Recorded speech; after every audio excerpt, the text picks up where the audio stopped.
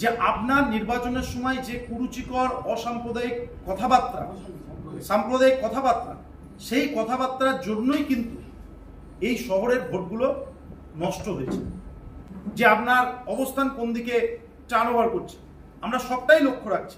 এই জেলায় একটা সাম্প্রদায়িক বিভেদের যিনি সৃষ্টি করছেন তাকে অবিলম্বে কেন দল থেকে বহিষ্কার করা হচ্ছে না, এই প্রশ্নটা আমি অত্যন্ত বিনয়ের সঙ্গে অভিষেক বন্দ্যোপাধ্যায়কে করতে চাই।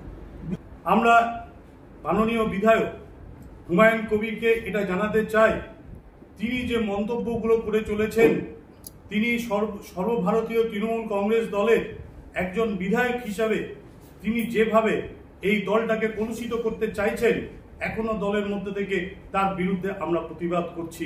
আজকে আমরা যারা এখানে উপস্থিত হয়েছি সকলেই।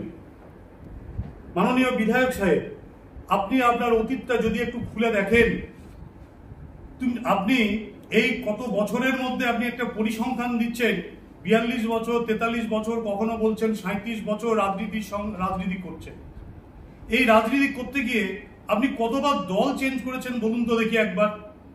আপনি একবার কংগ্রেস দলের বিধায়ক, কখনো বা আপনি নির্দলের থেকে দাঁড়িয়েছেন, কখনো বিজেপি থেকে প্রতিদ্বন্দ্বিতা করেছেন, কখনো বা তৃণমূল কংগ্রেস থেকে দাঁড়িয়েছেন। এত বছর রাজনীতি করে আপনি দুবার মাত্র বিধায়ক হতে পেরেছেন।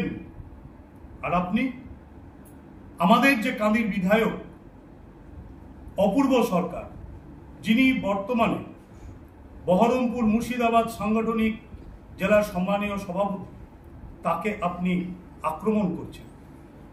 যে বিধায়ক চারবারের বিধায়ক কাঁদির মানুষ তাকে আশীর্বাদ স্বরূপ তার হাতে দায়িত্ব তুলে দিয়েছে, তিনি কাঁদিটাকে কিভাবে গড়ে তুলেছেন আপনি চোখে দেখুন।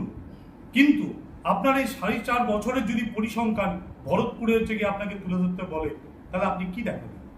আপনি ভরতপুরের 1-এর জন্য একটা কখনো স্কুলের, গার্লস স্কুল নাই, গার্লস স্কুলের কথা বলেছেন, আপনি এলাকায় কলেজের কথা তুলে ধরেছেন, আপনি ছাত্র যৌবনের কথা তুলে ধরেননি। আপনি যেদিন থেকে এই দায়িত্বে আছেন, কখনো বিধায়কদের আক্রমণ করছেন, রেজিনগরের বিধায়ক, কখনো নওদার বিধায়ক, কখনো কাঁদির বিধায়ক, কখনো বেলডাঙ্গার বিধায়ক, তাদেরকে আক্রমণ করে যাচ্ছেন। কখনো বা খলিলুর সাহেবের মতন লোক, যিনি মাননীয় সাংসদ, তাকে আক্রমণ করছেন, কখনো আবু তাহেরকে আক্রমণ করছেন, প্রাক্তন বিধায়িকা শাওনি সিংহ রায়কে আক্রমণ করছেন।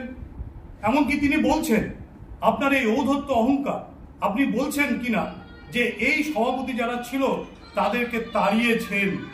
এই যে আপনার ঔদ্ধত্য এবং অহংকার, এটা আপনার কিন্তু পতনের মূল কারণ হয়ে দাঁড়াবে। আপনার এই ঔদ্ধত্য, আপনি যদি ইতিমধ্যেই এই ঔদ্ধত্য না কমান, তাহলে তার এগেনস্টে আমি বলবো সর্বোচ্চ নেতৃত্ব যারা আছেন, রাজ্যের সমস্ত নেতৃত্বকে বলবো যে তার বিরুদ্ধে ব্যবস্থা নেওয়ার জন্য আমরা অনুরোধ রাখবো, তাদেরকে অনুরোধ করব যে এই ব্যবস্থা যদি গ্রহণ করা না হয়, তাহলে আগামী দিনে তৃণমূল কংগ্রেসের যে সকল কর্মীরা আছে তাদের মনোবলে কিছুটা হলেও আঘাত লাগবে।